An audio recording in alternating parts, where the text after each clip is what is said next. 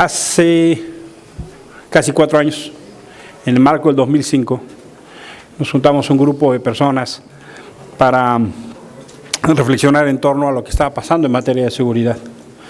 Y de ahí es que surgió este colectivo de análisis de la seguridad con democracia, justamente en este debate y en esa preocupación, y que ahora nos lleva en este primer material, este Atlas de Seguridad y la Defensa en México, que mucho me alegra que ya esté producido, porque justamente enfrentamos un dilema como país de extraordinaria preocupación que tiene que ver justamente con el tema de la seguridad y cómo entenderla en un régimen democrático, y partiendo de la idea de la seguridad como derecho, que por elemental que parezca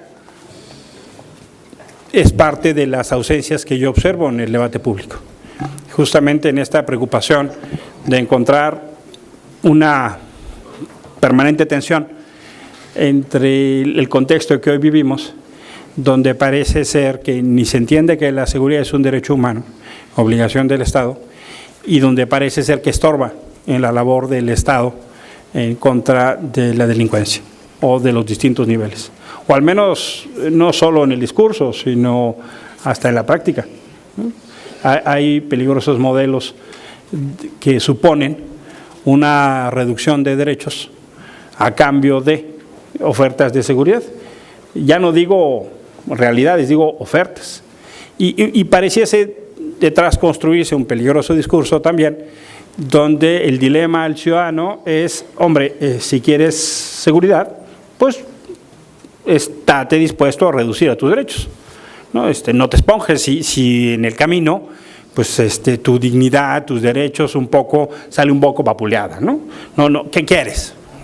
No seas exigente, hombre, estás viendo cómo están las cosas y tú encima quieres que seamos respetuosos de tus derechos. ¿Qué no ves el entorno? Bueno, esa fórmula peligrosa y en ascenso se ha ido desarrollando en los últimos 15 años.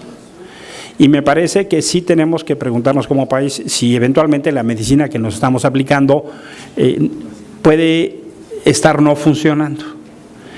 Bastaría revisar el Código Penal y los que se han considerado como delitos graves, lo que ha pasado en los últimos 15 años, y cómo se ha ido engrosando ese catálogo y no ha mejorado el tema. Entonces me parece que sí es momento entonces de eventualmente sentarnos seriamente a pensar un umbral estratégico de qué es lo que está pasando en la estrategia. Y además me parece, y así me parece que se puede documentar, cuando se pone la perspectiva desde el Ejecutivo, desde el Legislativo, y empieza entonces a darse una serie de argumentos muy significativos de cómo lo que está fallando en México tiene que ver con la integralidad de la visión de seguridad, donde no solo es un tema, perdón, no quiero trivializarlo y tampoco simplificarlo y no ser respetuoso, pero no es un tema de policías y bandidos.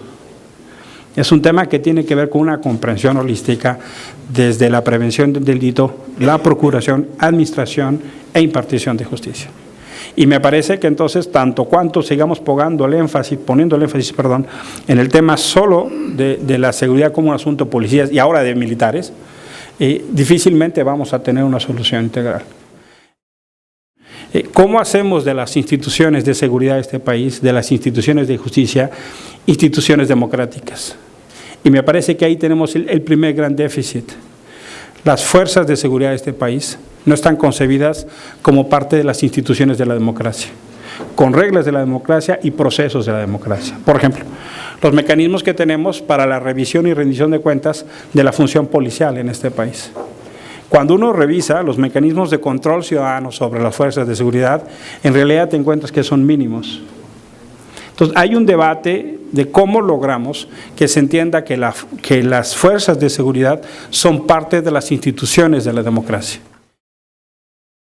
Hay otra discusión que me parece extraordinariamente importante que no hay que darla por alto, que es la discusión sobre la defensa y sobre la seguridad nacional en este país. O sea, en las esferas de seguridad pública, seguridad nacional y seguridad ciudadana. Esas esferas que se están ahora interconectando y que necesariamente tenemos que discutir.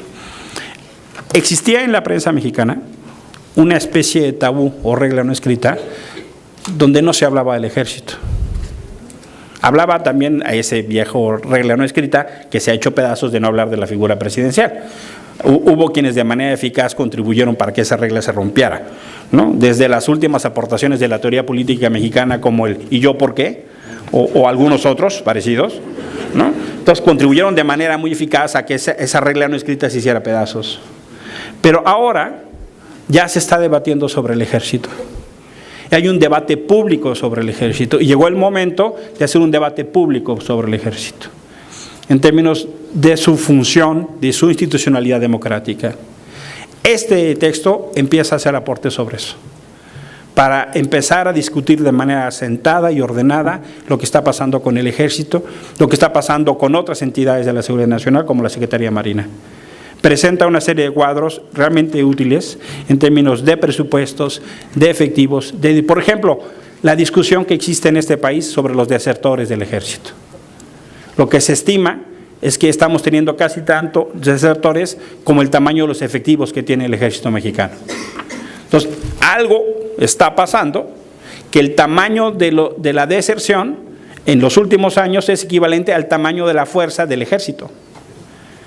¿Cuáles son los factores que están generando eso, esa condición de deserción?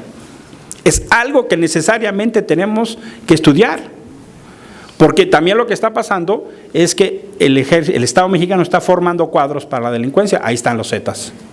Entonces, necesariamente tenemos que entrar a discutir este fenómeno. Necesariamente también tenemos que entrar a discutir lo que está pasando con la Secretaría de Seguridad Pública. Por ejemplo, los presupuestos que se están dedicando. Y cuando vemos lo que está pasando con la Secretaría de Seguridad Pública Federal, no porque me oponga, pero es parte de una reflexión que tendríamos que ver, por ejemplo, en términos de lo que ha significado el incremento presupuestal en los últimos años. En los últimos años, cuando vemos la variación presupuestal, de acuerdo con los cuadros que aquí nos dan, ¿no? El presupuesto total en miles de millones de pesos, para 2008 era 19.711 millones de pesos, y en 2006 eran 9.274. No es porque me oponga el incremento de estos recursos, pero también quisiera ver qué está pasando con los incrementos en materia de prevención. ¿Qué está pasando con los incrementos en otro tipo de acciones que tengan que ver con la estrategia global?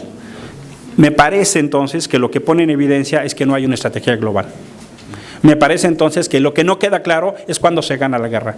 Me parece que lo que no queda claro, más allá de meter al ejército a las calles, el propio general secretario en febrero de este año dijo, denos atribuciones legales. Lo clamó, eso significa a confesión de parte que no las tienen para lo que están haciendo. Entonces, ese tipo de discusiones necesariamente tenemos que darlas. Y no necesitamos una sentencia de la Corte Interamericana de Derechos Humanos para decirnos, hombre, cambien, ahí vienen, hay casos en la Corte y tenemos en el sistema, en la panza del sistema jurídico mexicano, más de 1.500 amparos en puerta.